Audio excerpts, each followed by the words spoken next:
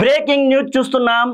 Group 1 rankers విషయంలో high court కీలకమైనటువంటి నిర్ణయం తీసుకుంటుందా అంటే అవుననేటువంటి సమాధానం అయితే వస్తోంది. సింగిల్ బెంచ్ ఇచ్చినటువంటి తీర్పును తప్పుపట్టినటువంటి హైకోర్టు చాలా ప్రశ్నలను అయితే సంధించినటువంటి పరిస్థితి. ప్రధానంగా టీజీపీఎస్సీ అలాగే గ్రూప్ 1 ర్యాంకర్స్ కొంతమంది హైకోర్టులో సింగిల్ బెంచ్ ఇచ్చినటువంటి తీర్పు పైన ఫిల్ వేయడం జరిగింది. ఆ ఫిల్ విషయంలో ఈరోజు విచారణ వచ్చినటువంటి సందర్భంలో హైకోర్టు పలు కీలకమైనటువంటి వ్యాఖ్యలను అయితే చేసినటువంటి పరిస్థితిని చూస్తా ఉన్నాం. ఇక ఆ వ్యాఖ్యలలో ప్రధానంగా ఆ ఇచ్చినటువంటి తీర్పులో బయాస్ అండ్ ఇంటిగ్రిటీ అనేటువంటి రెండు పదాలను వాడడం జరిగింది. బయాస్ అనడానికి అర్థం ఏంటి అనేటువంటి దానికి కూడా ప్రశ్నిస్తూ మాట్లాడినటువంటి పరిస్థితి. ప్రధానంగా ఈ యొక్క గ్రూప్ 1 పరీక్షలకు సంబంధించినటువంటి విషయంలో ఏమైనా మాల్ ప్రాక్టీస్ జరిగిందా, లేదంటే కొంతమంది విషయంలో ఏమైనా ప్రత్యేకమైనటువంటి చొరవ తీసుకున్నారా, ఎవరికైనా ఉపయోగపడే విధంగా ఈ యొక్క పరీక్షలను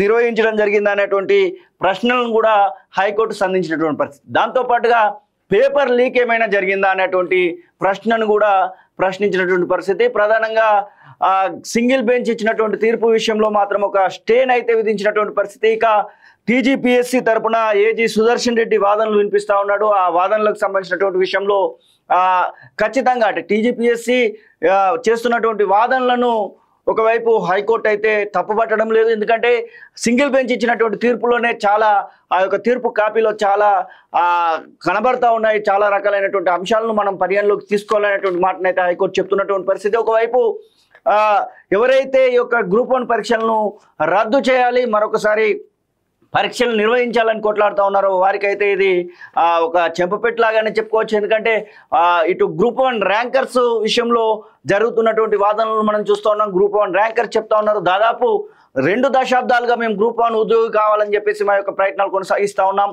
15-16 సంవత్సరాల నుంచి గ్రూప్ 1 కోసం పరీక్షల కోసం ఎదురు చూస్తూ ఉన్నాం. దాదాపు 2011 నుంచి 2025 14 సంవత్సరాలుగా గ్రూప్ 1 పరీక్ష పెట్టనే లేదు.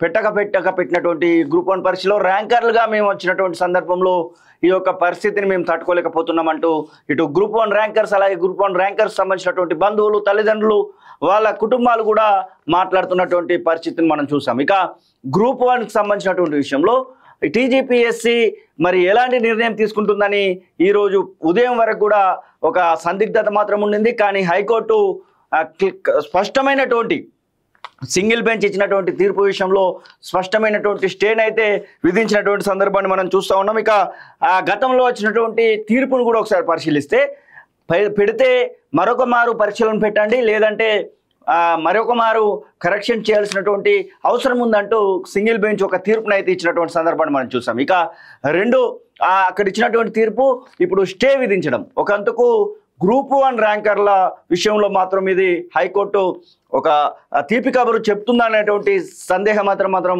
మనకు ఒక విషయంగా కనబడతా ఉంది. మరొక వైపు ఈ యొక్క తీర్పు ఎలా వస్తుందా అనేటువంటి ఉత్కంఠ మాత్రం ఇంకా కొనసాగుతోంది. మరి టీజీపీఎస్సీకి ప్రభుత్వానికి అనుకూలంగా ఒకవేళ తీర్పు వచ్చినట్టు మాత్రము 1-2 వారాలలో దీనికి సంబంధించినటువంటి తుది ప్రక్రియను కూడా ప్రారంభించాలని టీజీపీఎస్సీ కసరత్తు చేస్తున్నట్టుగా మనకు వస్తున్నటువంటి సమాచారం అయితే తెలుస్తూ ఉంది. మరి ఈ విషయంలో ఎలా ముందుకెళ్తారు, ఎలా టీజీపీఎస్సీకి సంబంధించినటువంటి విషయంలో ఎలాంటి తీర్పు వస్తుంది, అలాగే ఈ గ్రూప్ 1 ర్యాంకర్స్ సంబంధించినటువంటి విషయంలో మరి వెసులుబాటు ఏమైనా దొరుకుతుందా ఏంటి అనేది దానికి మాత్రము కొద్ది కాలం అయితే వెయిట్ చేయాల్సిందే. ఏది ఏమైనప్పటికీ సింగిల్ బెంచ్ ఇచ్చినటువంటి తీర్పును మాత్రము హైకోర్టు అప్పీల్కి వెళ్ళినటువంటి ఎవరైతే గ్రూప్ 1 ర్యాంకర్స్ అలాగే టీజీపీఎస్సీకి సంబంధించినటువంటి విషయంలో మాత్రము సింగిల్ బెంచ్ తీర్పు పైన స్టే విధించడం అయితే వారికి తీపి కబురు అనేది మనం చెప్పుకోవచ్చు. చూడాలి మరి ఏం జరుగుతుంది.